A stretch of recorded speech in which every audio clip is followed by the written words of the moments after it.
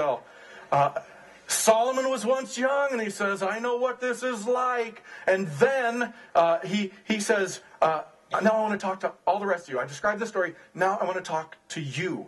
He says in verse 24, now then, my sons, listen to me. Pay attention to what I say. Do not let your heart turn to her ways or stray into her paths. Here's the word, isn't it?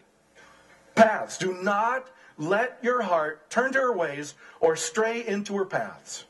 See, this young kid is thinking, I'm going to have a night to remember. One night stand, one big deal to brag about, won't affect anything about me. Solomon says, this is not an event. This is not a one-time occurrence. This is a path you're choosing.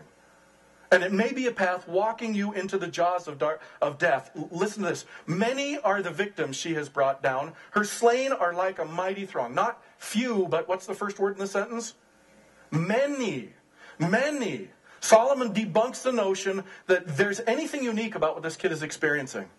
He thinks, I'm the only guy who's ever hooked up with, learned a new word a couple weeks ago because there's a show out on it, ever hooked up with a cougar. Right? Right? What's her name? Courtney Cox is in a new show called The Cougar, right? Older women looking for younger men. Aren't you glad you know that word?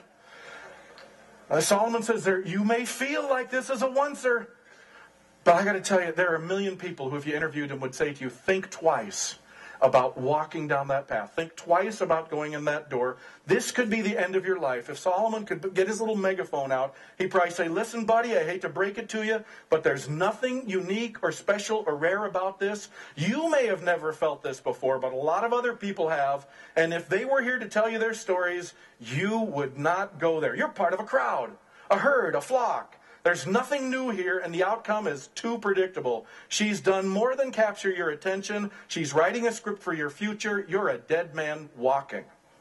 Driving home the point, he ends the story by saying, her house is a highway to the grave, leading down to the chambers of death. A what? A highway.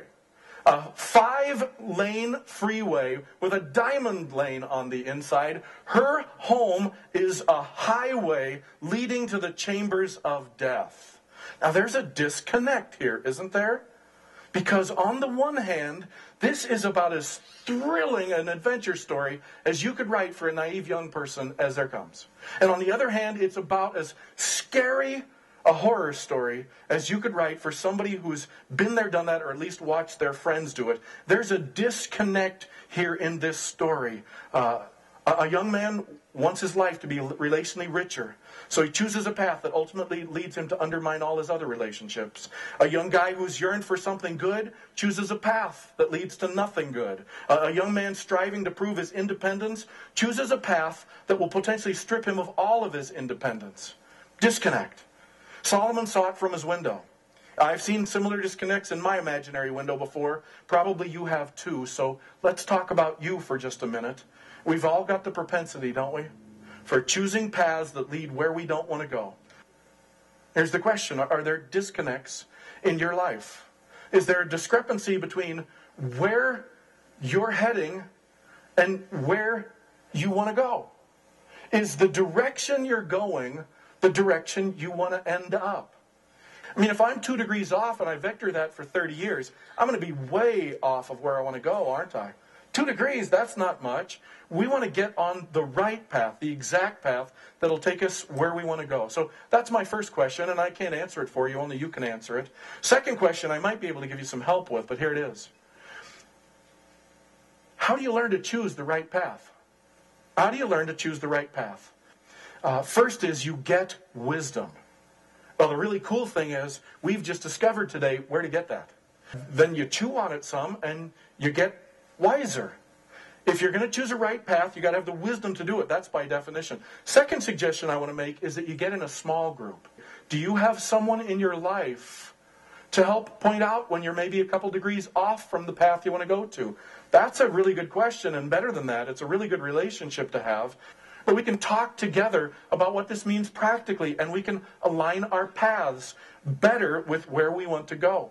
Third suggestion I want to give, and make choices. When you make choices, based on the long term, not the short term. Based on the then, not the now. Based on the future, not the present. See your life the way God sees your life by thinking about it like a path, like a series of steps, not a bunch of unrelated events.